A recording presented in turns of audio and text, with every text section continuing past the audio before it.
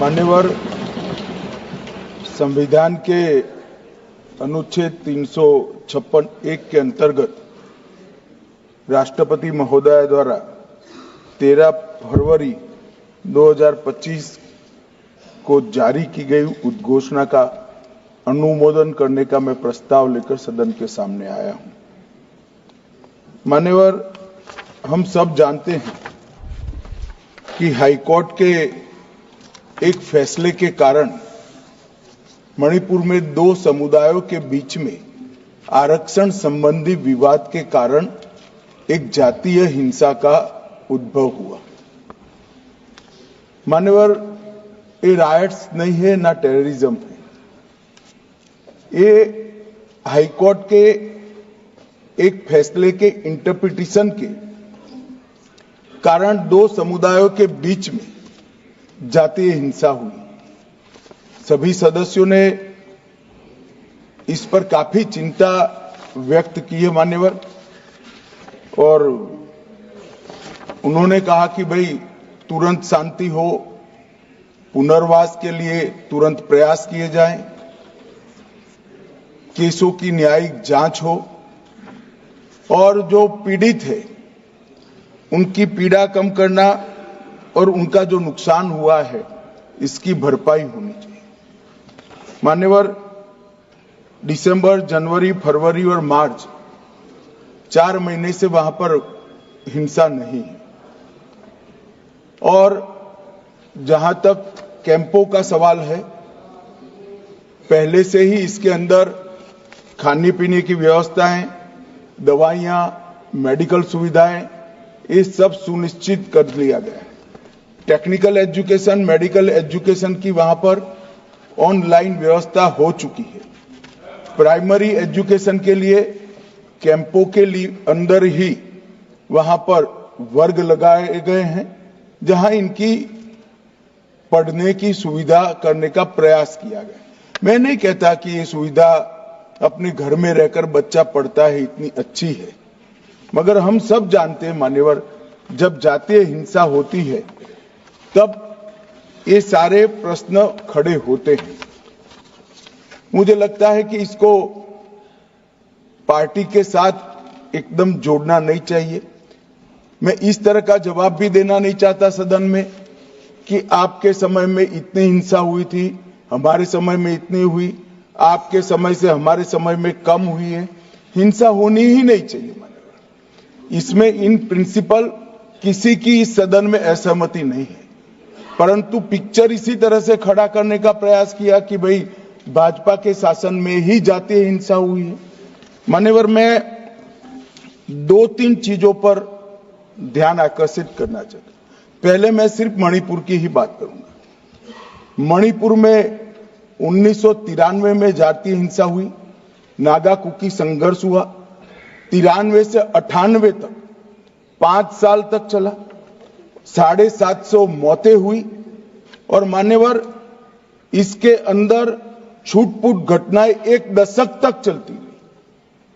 मैं ये नहीं कहता कि 1 दशक तक चली थी हमारा कम हुआ है, हम तो ऐसा मानते हैं हमारे समय में जरा भी नहीं होना चाहिए था, मगर एक दुर्भाग्यपूर्ण फैसला आया और इसके कारण हिंसा बढ़ी। इसको तत्काल कंट्रोल कर दिया गया। जो 260 मौतें हुई है मान्यवर, इसमें से 80% पहले 1 महीने के अंदर ही हुई, 80%।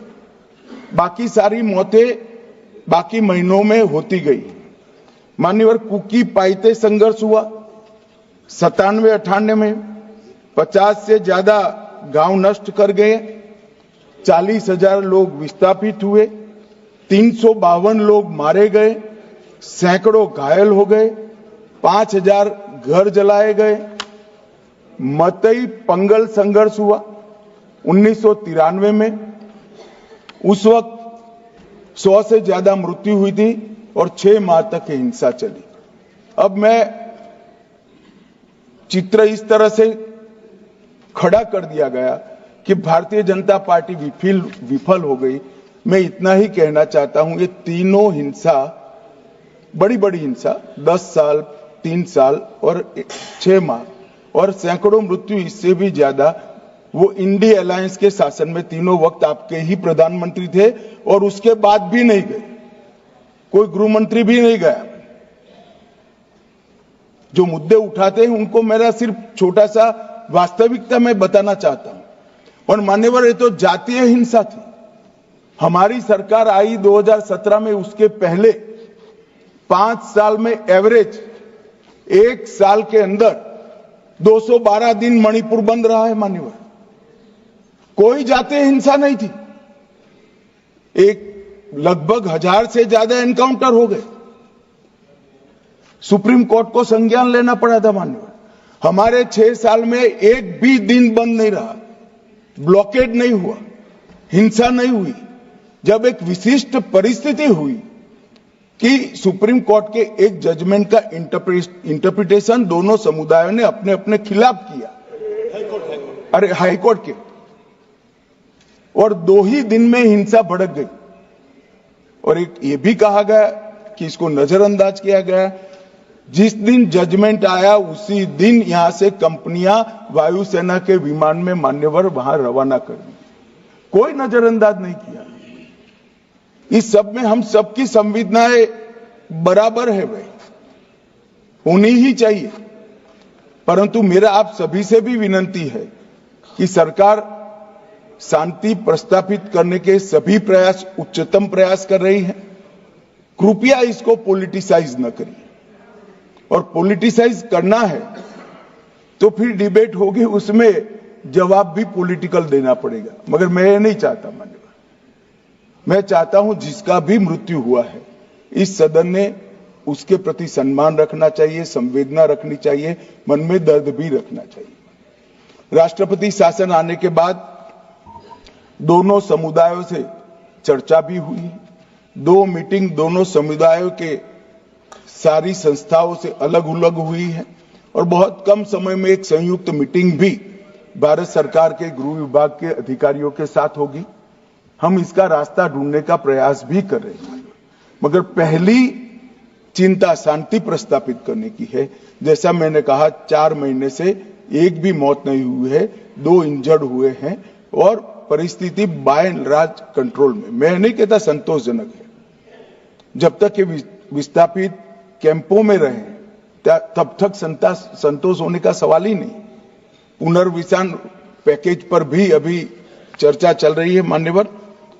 और आज तो मैं सदन के सामने मान्यवर ये राष्ट्रपति शासन का अनुमोदन कराने के लिए आया हूं। ये कहा गया कि अविश्वास प्रस्ताव, कोई अविश्वास प्रस्ताव रिकॉर्ड पर नहीं। मान्यवर, कांग्रेस पार्टी के लिए अविश्वास प्रस्ताव लाने के लिए इतने विधायक ही नहीं है कि वो अविश्वास प्रस्ताव लाए। ये हमारे मुख्यमंत्री ने इस्तीफा दिया, फिर राज्यपाल ने भाजपा के 37, एनपीपी के 6, एनपीएफ के 5, जेडीयू के 1 और कांग्रेस के 5 सदस्यों से चर्चा करी। जब बहुमत सदस्यों ने कहा कि हम सरकार बनाने की स्थिति में नहीं है, तब राष्ट्रपति शासन की कैबिनेट ने अनुशंसा की, जिसको राष्ट्रपति महोदय ने स्वीकारा।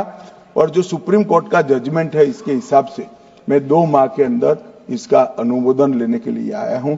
मेरा सदन के सभी सदस्यों से विनती है कि सरकार चाहती है कि जल्द से जल्द शांति हो, जल्द से जल्द पुनर्वसन हो, और जो जख्म लगे हैं उस पर मरहम भी लगाया जाए।